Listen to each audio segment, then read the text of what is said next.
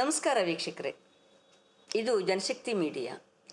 ಇವತ್ತು ಒಂದು ವಿಶೇಷ ಚರ್ಚೆಯನ್ನು ಮಾಡೋದಕ್ಕೆ ಅಂತ ಬಂದಿದ್ದೀವಿ. ಅದೇನೆಂದರೆ ಸ್ಪೆಷಲ್ ಇಂಟೆನ್ಸಿವ್ ರಿವಿಷನ್ SIR. ನಾವಿದನ್ನು ಸರ್ ಅನ್ನುವ ಹೆಸರಿನಲ್ಲಿ ಪ್ರಾರಂಭಿಕ ಹಂತದಲ್ಲಿ ಈ ಪ್ರಕ್ರಿಯೆ ಶುರುವಾದಾಗ ನಿಮಗೆ ಕೆಲವು ಮಾಹಿತಿಗಳನ್ನು ಕೊಟ್ಟಿದ್ವಿ. ಈಗ ಅದು ನಮ್ಮ ಮನೆ ಬಾಗಿಲಿಗೆ ಬಂದು ನಿಂತಿರುವಾಗ ಅದರ ಪೂರ್ವಾಪರಗಳನ್ನು ಚರ್ಚೆ ಮಾಡ್ತಾ ನಮ್ಮ ವೀಕ್ಷಕರಿಗೆ ಮತ್ತು ಕರ್ನಾಟಕದ ಮತದಾರರಿಗೆ ಒಂದಿಷ್ಟು ಮಾಹಿತಿಯನ್ನು ಪೂರೈಸೋದು ಕೂಡ ನಮ್ಮ ಉದ್ದೇಶ. ನಮ್ಮ ಜೊತೆ ಈ ವಿಷಯಗಳನ್ನು ಹಂಚ್ಕೊಳ್ಳೋದಕ್ಕೆ ವಿನಯ್ ಶ್ರೀನಿವಾಸ್ ಅವರಿದ್ದಾರೆ. ಖ್ಯಾತ ವಕೀಲರು, ಸಾಮಾಜಿಕ ಕಳಕಳಿಯಿಂದ ಹೋರಾಟಗಳಲ್ಲೂ ಕೂಡ ತಮ್ಮನ್ನು ತೊಡಗಿಸ್ಕೊಂಡವರು ಮತ್ತು ಈ SIR ಪ್ರಕ್ರಿಯೆ ವಿಶೇಷ ತೀವ್ರ ಪರಿಷ್ಕರಣೆ ಮತದಾರರ ಪಟ್ಟಿಯ ಇದರಲ್ಲಿ ತುಂಬ ಸಾಕಷ್ಟು ತೊಡಗಿಕೊಂಡು ಕೆಲಸ ಮಾಡ್ತಾ ಇರೋ ಅಂಥವರು. ವಿನಯ್, ಸ್ವಾಗತ ನಿಮಗೆ. ಏನು ಈ ಸ್ಪೆಷಲ್ ಇಂಟೆನ್ಸಿವ್ ರಿವಿಷನ್ ಅಂತಂದರೆ ಅಥವಾ ಮತದಾರರ ಪಟ್ಟಿಯ ವಿಶೇಷ ಪರಿಷ್ಕರಣೆ ಅಂದರೆ ಅಂತ ಅನ್ನೋದನ್ನು ತಿಳಿಸೋದು ನಮ್ಮ ಉದ್ದೇಶ. ಆದರೆ ಇದನ್ನು ಕೈಗೆತ್ತಿಕೊಂಡಿರುವಂತಹ ನಮ್ಮ ಭಾರತದ ಸರ್ಕಾರದ ಮಾತೇನು ಅಂತಂದರೆ ಅವರು ಸ್ವಚ್ಛ ಮಾಡ್ತಾ ಇದ್ದಾರಂತೆ. ಸ್ವಚ್ಛ ಭಾರತ ಅಭಿಯಾನದ ಭಾಗ ಇದು ಒಂದು ಅಂತ. ಸೊ ಆ ಕ್ಲೀನಿಂಗ್ ಪ್ರೋಸೆಸ್ಸಲ್ಲಿ ಏನು ಕ್ಲೀನ್ ಆಗ್ತಾ ಇದೆ ಅಥವಾ ಯಾವುದು ಕೊಳ್ಳೆ ಹೊಡ್ಕೊಂಡು ಹೊರಟೋಗ್ತಾ ಇದೆ, ಇನ್ನು ಯಾರು ಈ ಪೂರ್ಣ ಒಂದು ಪ್ರಜಾಪ್ರಭುತ್ವದ ಮತದಾನದ ಆ ಒಂದು ಅವಕಾಶವನ್ನೇ ಕಳೆದುಕೊಂಡ್ಬಿಡ್ತಾರಾ ಅಥವಾ ಇದು ನಿಜಕ್ಕೂ ಅಗತ್ಯ ಇದೆಯಾ, ಇದನ್ನು ನಿಜವಾದ ಅರ್ಥದಲ್ಲಿ ಜಾರಿಗೆ ತಂದಂತಹ ಕಡೆಗೆ ಆಗಿರುವಂತಹ ಪರಿಣಾಮಗಳೇನು ಮತ್ತು ತಲೆದೋರಿರುವಂತಹ ಸಮಸ್ಯೆಗಳೇನು, ಇದನ್ನು ಚರ್ಚೆ ಮಾಡೋದು ನಮ್ಮ ಉದ್ದೇಶ. ಏಕೆಂದರೆ ಕರ್ನಾಟಕದಲ್ಲಿ ಈ ಸ್ಪೆಷಲ್ ಇಂಟೆನ್ಸಿವ್ ರಿವಿಷನ್ ಅಥವಾ ಮತದಾರರ ಪಟ್ಟಿಯ ತೀವ್ರ ಪರಿಷ್ಕರಣೆ ಅಂತ ಅನ್ನೋದು ಶುರುವಾಗಿದೆ. ಅದರ ಇಹಪರಗಳನ್ನು ನಾವು ವಿನಯ್ ಅವ್ರ ಮೂಲಕ ತಿಳ್ಕೊಳ್ಳೋಣ. ವಿನಯ್, ಈ ಸ್ಪೆಷಲ್ ಇಂಟೆನ್ಸಿವ್ ರಿವಿಷನ್ ಅಥವಾ ವಿಶೇಷ ಮತದಾರರ ಪರಿಷ್ಕರಣೆ, ಮತದಾರರ ಪಟ್ಟಿಯ ವಿಶೇಷ ಪರಿಷ್ಕರಣೆ ಹೀಗೆ ಮಾಡೋದಕ್ಕೆ ನಮ್ಮ ಸಂವಿಧಾನದಲ್ಲಿ ಅವಕಾಶ ಇದೆಯಾ? ಮೊದಲನೇದಾಗಿ ಈ ವಿಶೇಷ ತೀವ್ರ ಪರಿಷ್ಕರಣೆ ಅಥವಾ ಸ್ಪೆಷಲ್ ಇಂಟೆನ್ಸಿವ್ ರಿವಿಷನ್ಗೆ ಸಂವಿಧಾನದಲ್ಲಿ ಅಥವಾ ಚುನಾವಣೆ ಸಂಬಂಧಪಟ್ಟಂತೆ ಇರುವಂಥ ಕಾಯ್ದೆ ರೆಪ್ರೆಸೆಂಟೇಷನ್ ಆಫ್ ಪೀಪಲ್ಸ್ ಆ್ಯಕ್ಟ್ ಅದರಲ್ಲಿ ಯಾವುದೇ ಅವಕಾಶ ಇಲ್ಲ. ಎಲೆಕ್ಷನ್ ಕಮಿಷನ್ ಅವರು ನಾವು ಮುಂಚೆನೂ SIR ಮಾಡಿದ್ದೀವಿ ಅಂತೆಲ್ಲ ಹೇಳ್ತಾ ಇದ್ದಾರೆ. ಆದರೆ ಖಂಡಿತ ಅವರು ನಮಗೆ ತೋರಿಸ್ಬೇಕು ಎಲ್ಲಿ SIR ಮಾಡಿದ್ರು, ಎಲ್ಲಿ ಯಾರ ಹತ್ರ ಎನ್ಯೂಮರೇಷನ್ ಫಾರ್ಮ್ ತುಂಬಿಸ್ಕೊಂಡ್ರು. ಯಾಕೆಂದರೆ ಎಲ್ಲಿ ಇವರು 2003ನಲ್ಲಿ ಮಾಡಿದ್ವಿ 2004ಅಲ್ಲಿ ಮಾಡಿದ್ವಿ ಅಂತ ಹೇಳ್ತಾ ಇದ್ದಾರೆ ಕರ್ನಾಟಕದಲ್ಲಿ. ನಿಮ್ಗೆ ಏನಾದರೂ ನೆನಪಿದೆ ಯಾವತ್ತಾದ್ರೂ ಎನ್ಯೂಮರೇಷನ್ ಫಾರ್ಮ್ ತುಂಬಿಸ್ಕೊಟ್ಟಿರೋದು? ನಾನು ಮತದಾರನಾಗಿದ್ದೆ, ನಾನು ಕೊಟ್ಟಿರಲಿಲ್ಲ. ಕಾನೂನಲ್ಲಿ ಅವಕಾಶ ಇರೋದು ಇಂಟೆನ್ಸಿವ್ ರಿವಿಷನ್ಗೆ, partly intensive revision, summary revision ಆ ಥರ ಅವಕಾಶ ಇದೆ ಹೊರತು ಈ ಸ್ಪೆಷಲ್ ಇಂಟೆನ್ಸಿವ್ ರಿವಿಷನ್ಗೆ ಅವಕಾಶ ಇಲ್ಲ. ಮತ್ತು ಈ ಥರ ಒಂದು ಎನ್ಯೂಮರೇಷನ್ ಫಾರ್ಮ್ ತಗೊಂಡು ಮಾಡೋದು ಅವಕಾಶ ಇಲ್ಲ. ಕಾನೂನಲ್ಲಿ ಅವಕಾಶ ಇರೋದು ಮತದಾರರ ಪಟ್ಟಿಯ ಪರಿಷ್ಕರಣೆ, ರಿವಿಷನ್ಗೆ. ಬಟ್ ಇಲ್ಲಿ ಇವರು ರಿವಿಷನ್ ಮಾಡ್ತಾ ಇಲ್ಲ, ಇವರು ಕರೀತಾ ಇರೋದು ಸ್ಪೆಷಲ್ ಇಂಟೆನ್ಸಿವ್ ರಿವಿಷನ್ ಅಂತ. ಆದರೆ ಇವರು ಮತದಾರರ ಪಟ್ಟಿನ ಫ್ರಮ್ ಸ್ಕ್ರ್ಯಾಚ್ ಹೊಸದಾಗಿ ತಯಾರು ಮಾಡ್ತಾ ಇದ್ದಾರೆ. ಇಡೀ ಹೊಸದಾಗಿ ಹಳೆಯಲ್ಲಿ ಈಗ ಯಾಕೆಂದರೆ ನೋಡಿ, ನೀವು 2000 ಪರಿಷ್ಕರಣೆ ಅಂತ ಹೇಳಿದರೆ 2025 ಲಿಸ್ಟ್ ತಗೊಂಡು ಯಾರು ಸತ್ತಿದ್ದಾರೆ, ಯಾರು ಮನೆ ಶಿಫ್ಟ್ ಮಾಡಿದ್ದಾರೆ ಅದು ಚೇಂಜ್ ಮಾಡಬೇಕಿತ್ತು. ಅದು ಮಾಡ್ತಾ ಇಲ್ಲ. 2024 ಲೋಕಸಭಾ ಚುನಾವಣೆಗೆ ನಾವೇನು ಮತ ಹಾಕಿದ್ವಿ ಆ ಪಟ್ಟಿನ ತೆಗೆದು ಬಿಸಾಕ್ಬಿಟ್ಟಿದ್ದಾರೆ. That's not valid anymore. ಇವರು ಹೊಸದಾಗಿ ಎಲ್ಲರ ಹತ್ರ, ಪ್ರತಿಯೊಬ್ಬರು ವೋಟ್ರ್ ಹತ್ರನೂ ಎನ್ಯೂಮರೇಷನ್ ಫಾರ್ಮ್ ಇಸ್ಕೊಂಡು ಹೊಸದಾಗಿ ಸೃಷ್ಟಿ ಮಾಡ್ತಾ ಇದ್ದಾರೆ. ಸೊ ಅಂದರೆ ನಿಮ್ಮ ಪ್ರಕಾರ ಇದು ಪರಿಷ್ಕರಣೆ ಅಲ್ಲ, ಬದಲಿಗೆ ಹೊಸತಾಗಿ ಇಡೀ ದೇಶದಲ್ಲಿ ಒಂದು ಮತದಾರರ ಪಟ್ಟಿಯನ್ನು ಸಿದ್ಧಪಡಿಸ್ತಾ ಇರೋದು ಅಂತ ನೀವು ಹೇಳ್ತಾ ಇರೋದು. ಹೌದು, ನಾನು ಕೂಡ ಅಲ್ಪ ಸ್ವಲ್ಪ ಇಂತಹ ಬೇರೆ ಬೇರೆ ಕಾರಣಗಳಿಗಾಗಿ ಓದಿದಾಗ ನನಗೆ ಗೊತ್ತಿರೋದೇನಂತಂದರೆ ಆ ಪಾರ್ಟ್ ರಿವಿಷನ್ನು ಆ ಥರದ್ದು ಕೆಲವು ನಿರ್ದಿಷ್ಟ ಕ್ಷೇತ್ರಗಳಿಗೆ ತೀರಾ ಅಗತ್ಯ ಇರುವಂತಹ ಕಡೆಗೆ ಅವುಗಳನ್ನು ಮಾಡ್ತಾರೆ ಅಂತ ಒಂದು. ಎರಡನೇದು ನಮಗೆಲ್ಲ ಗೊತ್ತಿರುವ ಹಾಗೆ ಫಾರಮ್ 6, 7, 8. 6 ಅಂತಂದರೆ ಎನ್ರೋಲ್ಮೆಂಟು, 7 ಅಂತಂದರೆ ಡಿಲಿಷನ್ನಿನ ಅವಕಾಶ, 8 ಬದಲಾದಂತಹ ವಾಸಸ್ಥಾನದ ಬದಲಾವಣೆ ಇಂಥವುಗಳನ್ನು ಮಾಡೋದಕ್ಕೆ ಅಂತ ಇರೋ ಅಂಥದ್ದು.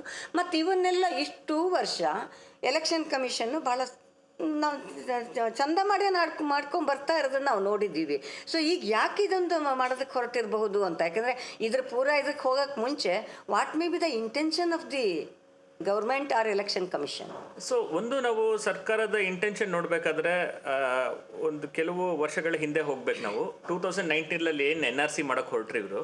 NRC ಮಾಡೋಕೆ ಹೊರಟಾಗ ದೇಶಾದ್ಯಂತ ಪ್ರತಿಭಟನೆಗಳಾಗಿ ಅದು ನಿಂತೋಯ್ತು. ಆಮೇಲೆ ಆ ಸೆನ್ಸಸ್ಸು ಮಾಡಿಲ್ಲ, ಅವರು ಅದನ್ನು ಕೈಬಿಟ್ಟು. ಆಮೇಲೆ ಅವ್ರಿಗೆ ಅನಿಸಿದೆ ನಮ್ಗೆ ಈಗಲೂ NRC ಥರ ಮಾಡಬೇಕು, ನಮಗೆ ಕೆಲವೊಬ್ಬರು ಬೇಕಾಗಿಲ್ಲ ಈ ದೇಶದಲ್ಲಿ ಅಂತ ಅನಿಸಿದೆ. ನೀವೊಂದು ಪಾಯಿಂಟ್ ಹೇಳಿದ್ರಿ, ತುಂಬ ಮುಖ್ಯ ಅದು. ಇಷ್ಟು ವರ್ಷ ಎಲೆಕ್ಷನ್ ಕಮಿಷನ್ ತುಂಬ ಚೆನ್ನಾಗಿ ಮಾಡ್ಕೊಂಡು ಬಂದಿತ್ತು ಅಂತ. ಸೊ ನಮ್ಮ ಸಂವಿಧಾನದಲ್ಲಿ ಸಾರ್ವತ್ರಿಕ ವಯಸ್ಕರ ಮತದಾನ, ಯೂನಿವರ್ಸಲ್ ಅಡಲ್ಟ್ ಫ್ರಾಂಚೈಸ್ ಇದೆ. ಸೊ ಹಾಗಾಗಿ ಸಂವಿಧಾನದ ಒಂದು ದೃಷ್ಟಿಕೋನ ಏನು ಇತ್ತು, ಒಂದು ಪರಿಕಲ್ಪನೆ ಏನಿತ್ತು ಅಂದರೆ ಯಾರ್ಯಾರು ಎಲಿಜಿಬಲ್ ವೋಟರ್ಸ್ ಇದ್ದಾರೋ ಎಲ್ಲರನ್ನೂ ಸೇರಿಸ್ಕೋಬೇಕು ಅಂತ. ಸೊ ಇಷ್ಟು ವರ್ಷ ಎಲೆಕ್ಷನ್ ಕಮಿಷನ್ ಪ್ರತಿ ಎಲೆಕ್ಷನ್ ಇದ್ದಾಗಲೂ ದಯವಿಟ್ಟು ಎನ್ರೋಲ್ ಆಗಿ ಅಂತ ಅವ್ರು ಬಂದು ನಮ್ಮನ್ನ ಕೇಳಿ ಎನ್ರೋಲ್ ಮಾಡ್ತಾ ಇದ್ರು. ಈಗ ಉಲ್ಟಾ ಮಾಡಿಬಿಟ್ಟಿದ್ದಾರೆ. ಇವರು NRC ಮೂಲಕ SIR ಮೂಲಕ ಏನು ಮಾಡ್ತಿದ್ದಾರೆ ಅಂತ ಹೇಳಿದ್ರೆ, ಇಷ್ಟು ವರ್ಷ ಜನ ಬಂದು ಸರ್ಕಾರನ ಆಯ್ಕೆ ಮಾಡ್ತಾ ಇದ್ರು ಚುನಾವಣೆ ಮೂಲಕ. ಈಗ ಸರ್ಕಾರನೇ ಮತದಾರರನ್ನ ಆಯ್ಕೆ ಮಾಡ್ತಾ ಇದೆ. ನನಗೆ ಯಾರು ಸರಿ ಅಂತ ಅನ್ಸ್ಬೋದೋ ಅವ್ರನ್ನ ಇಟ್ಕೊತೀನಿ, ನನಗೆ ಯಾರು ಸರಿ ಅಂತ ಅನ್ಸೋದಿಲ್ಲ ಅವ್ರನ್ನ ಬಿಟ್ಟು ಹೋಗ್ತೀನಿ. ಅದು SIRದು ಉದ್ದೇಶ ಅಂತ ಕಾಣ್ತಾ ಇದೆ. ಸೊ ಈ SIR ಮೂಲಕ ಅವ್ರಿಗೆ ಕೆಲವ್ರನ್ನ ತೆಗಿಬೇಕು ಅಂತ. ಯಾಕೆ ನಾನು ಇದು ಹೇಳ್ತಾ ಇದ್ದೀನಿ ಅಂದರೆ, ನಾನು ಅದನ್ನು ಜಸ್ಟಿಫೈ ಮಾಡ್ಕೊತೀನಿ. ಈಗ ಅವ್ರಿಗೇನು ಅನಿಸ್ತು, ನಾವು ಈ ಥರ ಈ ಫಾರ್ಮ್ ತುಂಬಿಸ್ಬೇಕು, ಎನ್ಯುಮರೇಷನ್ ಫಾರ್ಮ್ ತುಂಬಿಸ್ಬೇಕು, ಡಾಕ್ಯುಮೆಂಟ್ ಕೊಡಬೇಕು ಅಂತೆಲ್ಲ ಹೇಳಿದ್ರೆ ಸುಮಾರು ಜನ ಮುಸ್ಲಿಮರು, ದಲಿತರು, ಮಹಿಳೆಯರು ಇವರೆಲ್ಲ ಆಚೆ ಇರ್ತಾರೆ ಅಂತ ಅಂದ್ಕೊಂಡ್ರು. ಆದರೆ SIR ಶುರು ಆಗ್ತಿದೆ ಅಂತ ಹೇಳಿ, ಫಾರ್ ಎಕ್ಸಾಂಪಲ್ ಮುಸ್ಲಿಂ ಸಮುದಾಯ ಅವ್ರು ಡಾಕ್ಯುಮೆಂಟ್ಸ್ ಎಲ್ಲ ರೆಡಿ ಮಾಡ್ಕೊಂಡ್ರು, ಮತ್ತು ಅವರೆಲ್ಲ ಈ ದೇಶದವರೇ.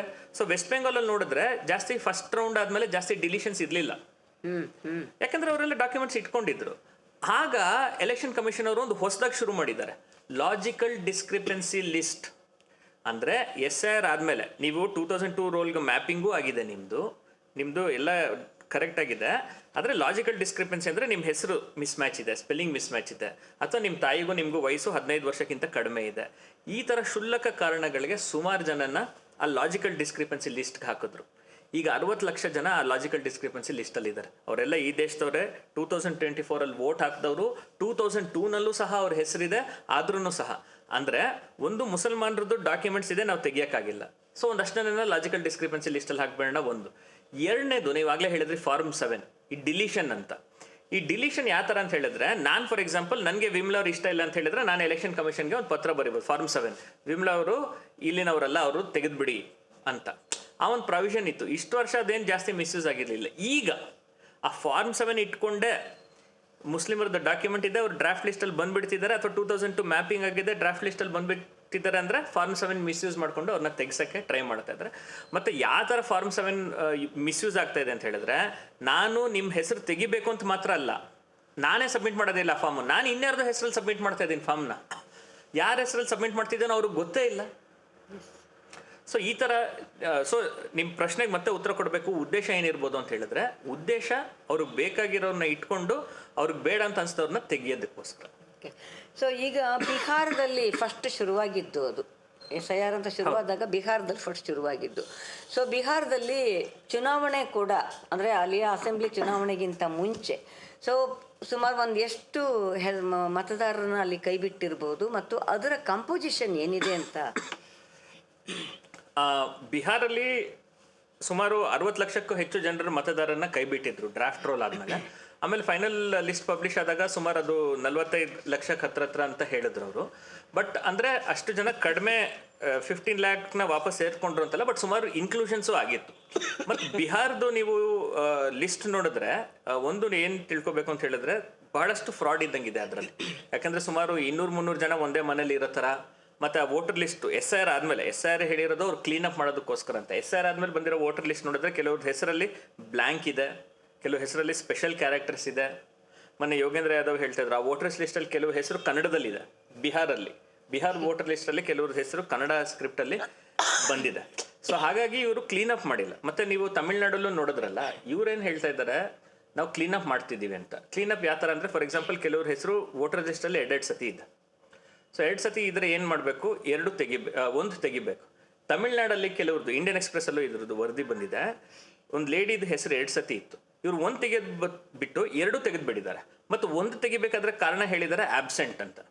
ನಾವು ಹೋದಾಗ ನಾವು 3 ಸತಿ ಹೋಗಿದ್ದೀವಿ, ಅವರಿಲ್ಲ. ಇನ್ನೊಂದಕ್ಕೆ ಹೆಸರು ಹೇಳಿದ್ದಾರೆ ಡಿಸೀಸ್ಡ್ ಅಂತ. Same lady has once died and once she is alive but is missing. 2 ತೆಗೆದುಬಿಟ್ಟಿದ್ದಾರೆ. ಸೊ ಈಗ ಹಾಗಾದರೆ ಈ SIR ಮಾಡುವಾಗ ವಾಟ್ ಇಸ್ ದ ಪ್ರೊಸೀಜರ್? ಹಾಂ, ಸೊ SIR ಪ್ರೊಸೀಜರ್ ಬಿಹಾರಲ್ಲಿ ಬೇರೆ ಥರ ಇತ್ತು, ಈಗ ಬೇರೆ ಥರ ಇದೆ. ಈ 9 ರಾಜ್ಯಗಳು ಮತ್ತು 3 ಯೂನಿಯನ್ ಟೆರಿಟರಿಯಲ್ಲಿ ಮಾಡಿದಾಗ ಪ್ರೊಸೀಜರ್ ಏನಂತ ಹೇಳಿದ್ರೆ, ಒಂದು ಫಸ್ಟ್ ರೌಂಡಲ್ಲಿ BLO ಬೂತ್ ಲೆವೆಲ್ ಆಫೀಸರ್ ಯಾರು ಇರ್ತಾರೆ ಅವರು ಬಂದು ನಿಮ್ಮ ಮನೆಗೆ ಒಂದು ಎನ್ಯೂಮರೇಷನ್ ಫಾರ್ಮ್ ಕೊಡ್ತಾರೆ. ಆ ಫಾರ್ಮ್ ಕೊಟ್ಬಿಟ್ಟು ಅದರಲ್ಲಿ ನೀವು ತುಂಬಿಸಿ ಸೈನ್ ಮಾಡಿ ಕೊಡಬೇಕು. ಆ ಫಾರ್ಮಲ್ಲಿ ನಿಮ್ಮ ಹೆಸರು 2002 ಲಿಸ್ಟಲ್ಲಿ ಇದ್ದು, ಆ 2002 ಲಿಸ್ಟಲ್ಲಿ ಹೆಸರಿದ್ರೆ ಮಾತ್ರ ಅಲ್ಲ, ಅದು ಪಾರ್ಟ್ ನಂಬರು, ಸೀರಿಯಲ್ ನಂಬರು ಅದೆಲ್ಲ ತುಂಬಿಸಿ ವಾಪಸ್ ಕೊಡಬೇಕು. ಕೊಟ್ಟಾದ್ಮೇಲೆ ಅದು BLO ತಗೊಂಡು BLOಗಳು ಡೈಲಿ ಅದನ್ನು ಅಪ್ಲೋಡ್ ಮಾಡಬೇಕು. ಇದೆಲ್ಲ ಆದಮೇಲೆ ಒಂದು ಡ್ರಾಫ್ಟ್ ಲಿಸ್ಟ್ ಅಂತ ಪಬ್ಲಿಷ್ ಮಾಡ್ತಾರೆ, ಕರಡು ಪಟ್ಟಿ ಪಬ್ಲಿಷ್ ಮಾಡ್ತಾರೆ. ಅದರಲ್ಲಿ 2002 ಯಾರಾದರೂ ಮ್ಯಾಪಿಂಗ್ ಆಗಿಲ್ಲ ಅಂದರೆ ಅವ್ರ ಹೆಸರು ಬಿಟ್ಟೋಗಿರ್ತಾರೆ. ಅದು ಬಿಟ್ಬಿಟ್ಟು ASD ಆಬ್ಸೆಂಟ್ ಶಿಫ್ಟೆಡ್ ಡಿಸೀಸ್ಡ್, ಸತ್ತೋಗಿರೋರ್ದು ತೆಗೆದಿದ್ದಾರೆ. ಶಿಫ್ಟೆಡ್ ಅಂದರೆ ಬೇರೆ ಕಡೆ ಹೋಗಿದ್ರೆ ತೆಗೆದಿದ್ದಾರೆ. ಆಬ್ಸೆಂಟ್ ಅಂದರೆ ಅವ್ರು 3 ಸತಿ ಹೋಗಿನೂ ಸಿಕ್ಕಿಲ್ಲ ಅಂತ ಹೇಳಿದರೆ ಆಬ್ಸೆಂಟ್ ಅಂತ ಮಾರ್ಕ್ ಮಾಡ್ತಾರೆ. ಆಮೇಲೆ ಈ ಡ್ರಾಫ್ಟ್ ಲಿಸ್ಟ್ ಪಬ್ಲಿಷ್ ಆದಮೇಲೆ ನೋಟಿಸ್ ಕೊಡ್ತಾರೆ. ಕ್ಲೇಮ್ಸ್ ಆ್ಯಂಡ್ ಒಬ್ಜೆಕ್ಷನ್ಸ್ ಫೇಸ್ ಅಂತ ಇರುತ್ತೆ. ಕ್ಲೇಮ್ಸ್ ಆ್ಯಂಡ್ ಒಬ್ಜೆಕ್ಷನ್ಸಲ್ಲಿ ನಮಗೇನಾದರೂ ಕ್ಲೇಮ್ ಒಬ್ಜೆಕ್ಷನ್ ಇದ್ದರೆ ನಾವು ಹಾಕ್ಬೋದು. ಅದಾದಮೇಲೆ ಫೈನಲ್ ಲಿಸ್ಟ್ನ ಪಬ್ಲಿಷ್ ಮಾಡ್ತಾರೆ. ಫೈನಲ್ ಲಿಸ್ಟಲ್ಲೂ ಹೆಸರಿಲ್ಲ ಅಂತ ಹೇಳಿದ್ರೆ ಒಂದು ಅಪೀಲ್ ಮೆಕ್ಯಾನಿಸಮ್ ಡಿಸ್ಟ್ರಿಕ್ಟ್ ಮ್ಯಾಜಿಸ್ಟ್ರೇಟ್ಗೆ ಆ ಥರ ಇದೆ.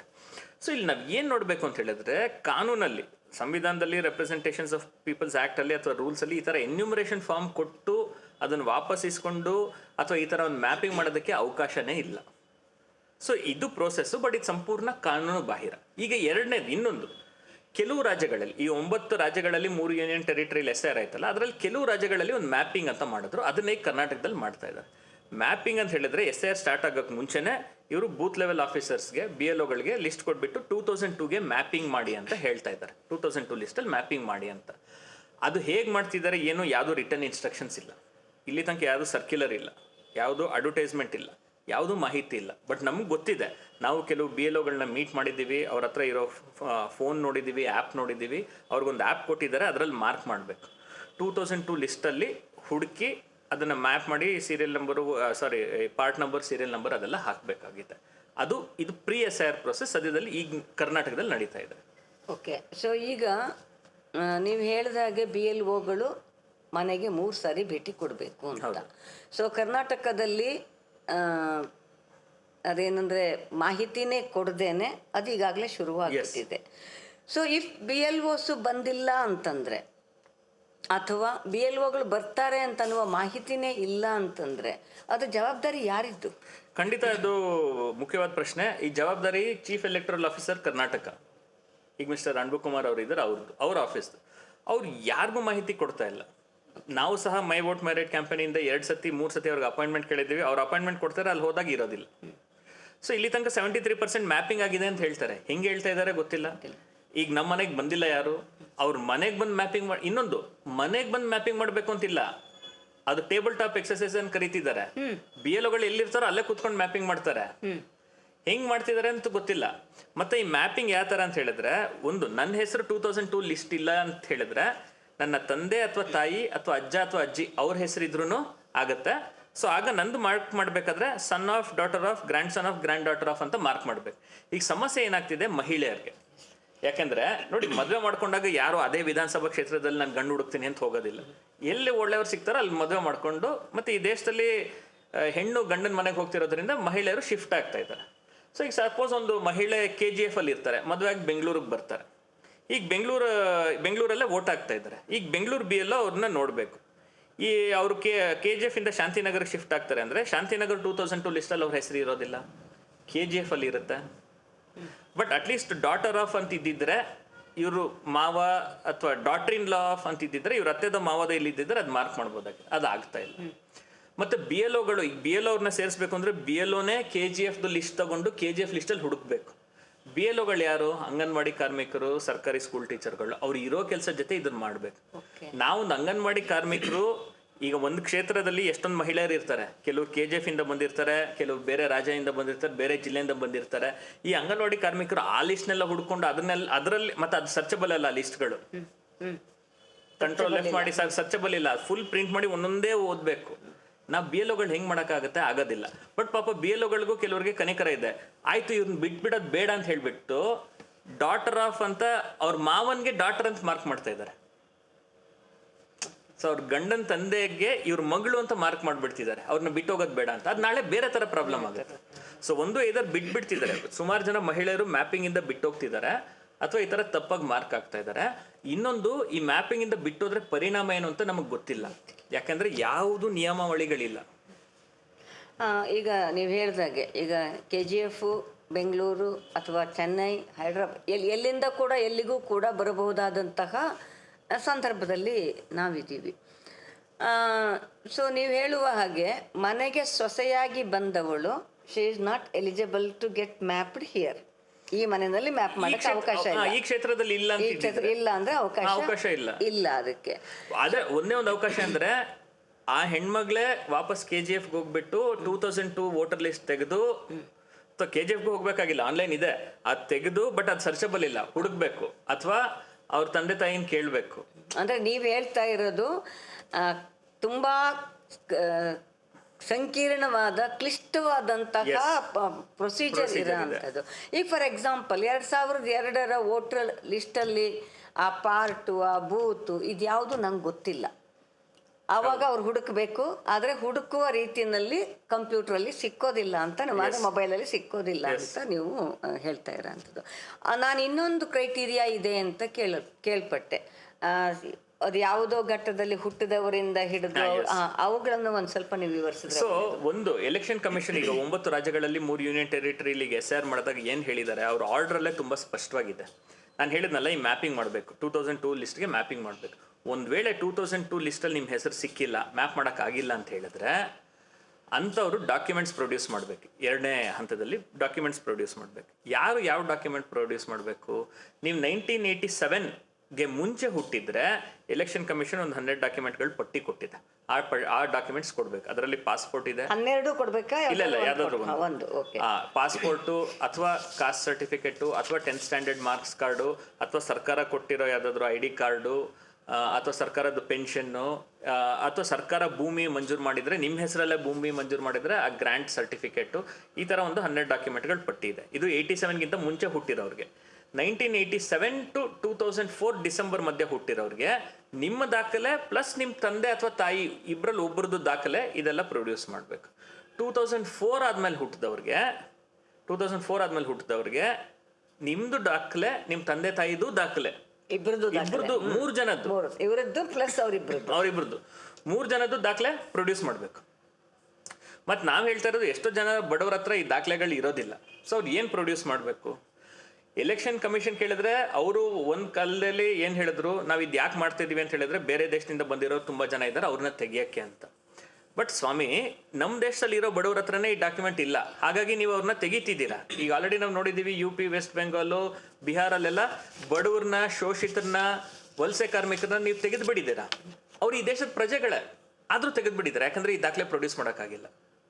ಸೊ ಅಂದರೆ ಒಂದು ರೀತಿಯ ಈ ಎಕ್ಸ್ಕ್ಲೂಷನ್ ಅಂತ ಅನ್ನೋದು ನೀವು ಪ್ರಾರಂಭದಲ್ಲೇ ಹೇಳಿದಾಗೆ ಒಂದು ನಿರ್ದಿಷ್ಟವಾದ ಅಜೆಂಡಾದಲ್ಲಿ ಶುರು ಮಾಡಿಕೊಂಡಿದ್ದಾರೆ. ಆದರೆ ಆ ಕ್ಲೀನಿಂಗ್ ಅಪ್ ಅಂತ ಅನ್ನೋದು ಈಗಾಗಲೇ ಅವರ ಕಣ್ಣಲ್ಲಿ ಬೇರೆಯವರು ಅಂತ ಅನ್ನಿಸ್ಕೊಳ್ಳದೆ ಇದ್ದವರು ಕೂಡ ಸೈಡ್ ಆಗ್ತಾ ಇದ್ದಾರೆ ಅಂತ ಅದರಲ್ಲಿ ಒಂದು ಸೇರಿಸ್ಬೇಕು ನೀವು ಎಕ್ಸ್ಕ್ಲೂಷನ್. ಅದರಲ್ಲ ಬೇರೆ ಬೇರೆ ಥರದ ಎಕ್ಸ್ಕ್ಲೂಷನ್ ಆಗ್ತಾ ಇದೆ. ಈ 9 ರಾಜ್ಯ 3 ಯೂನಿಯನ್ ಟೆರಿಟರಿ ಆಯ್ತಲ್ಲ, ಅದ್ರ ಬಗ್ಗೆ ಈ NAPM PUCL ಭಾರತ್ ಜೋಡೋ ಅಭಿಯಾನ್ ಅವರು ಒಂದು ಪೀಪಲ್ಸ್ ಟ್ರಿಬ್ಯುನಲ್ ಥರ ಮಾಡ್ತಾರೆ. ಅದರಲ್ಲಿ ಬಂದು ಹೇಳಿರೋದು ಯಾವ ಥರ ಅಂತ ಹೇಳಿದ್ರೆ, ವಲಸೆ ಕಾರ್ಮಿಕರು, ಫಾರ್ ಎಕ್ಸಾಂಪಲ್ ಕೃಷಿ ವಲಸೆ ಕಾರ್ಮಿಕರು ಗುಜರಾತ್ ಬಿಟ್ಟು ಅವರು ಬೇರೆ ಕಡೆ ಹೋಗ್ತಾರೆ.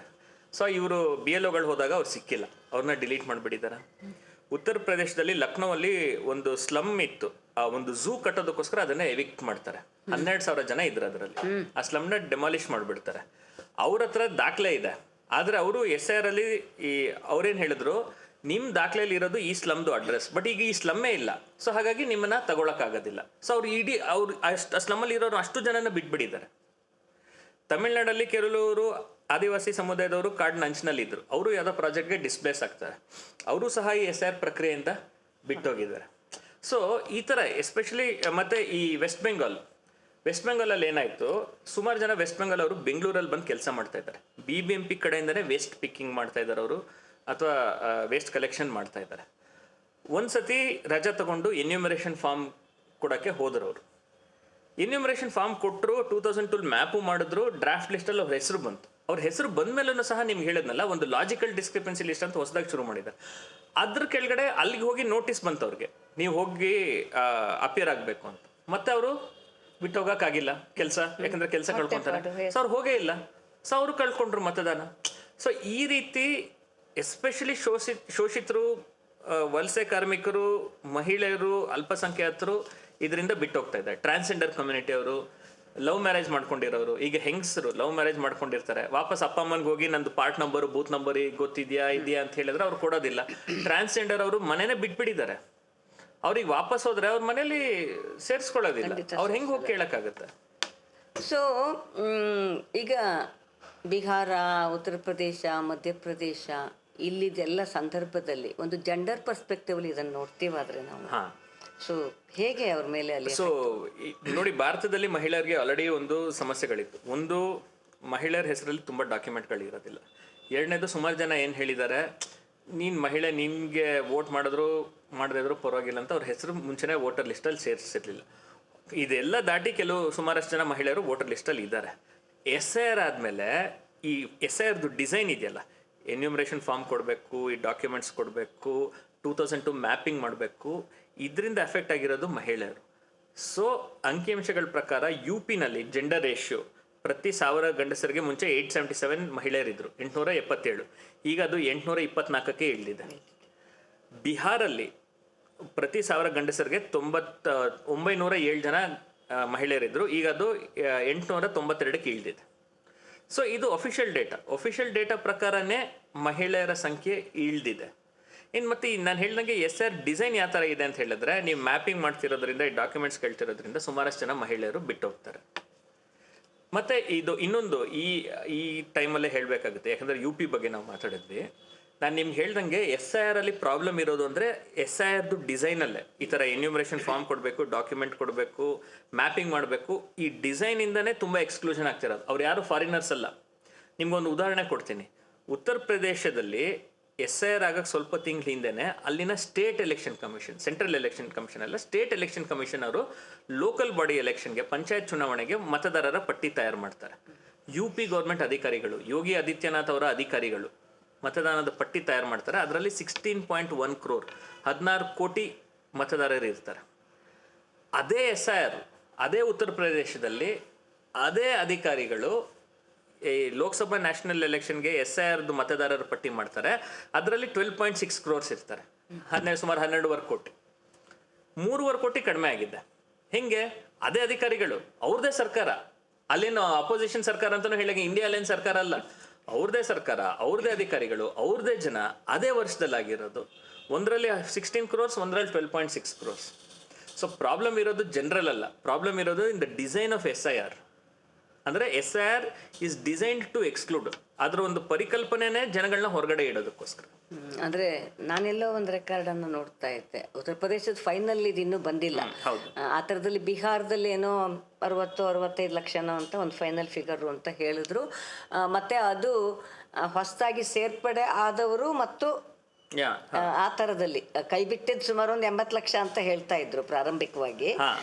ಆ ನಂತರ ಈ ಥರದಲ್ಲಿ ಹೊಸದವರು ಸೇರಿಸ್ಕೊಂಡು ಸಮಥಿಂಗ್ ಕೈಂಡ್ ಇತ್ತು. ದೆನ್ ಸುಪ್ರೀಂ ಕೋರ್ಟಿಗೆ ಹೋಗಿ ಅದು ಆಮೇಲೆ ಅಷ್ಟು ದೊಡ್ಡ ಮಟ್ಟದ ಅಫ್ಕೋರ್ಸ್ ಸುಪ್ರೀಂ ಕೋರ್ಟ್ ಏನು ಕೆಲಸ ಮಾಡಬೇಕಿತ್ತು ಅದನ್ನು ಮಾಡಿಲ್ಲ ಅನ್ನುವ ಕ್ರಿಟಿಸಿಸಮ್ಮು ಸಂವಿಧಾನ ಪರಿಣಿತರಿಂದನೇ ಆಗಲೇ ಬಂತು ಬಿಹಾರ ಎಲೆಕ್ಷನ್ ಟೈಮಲ್ಲೇ.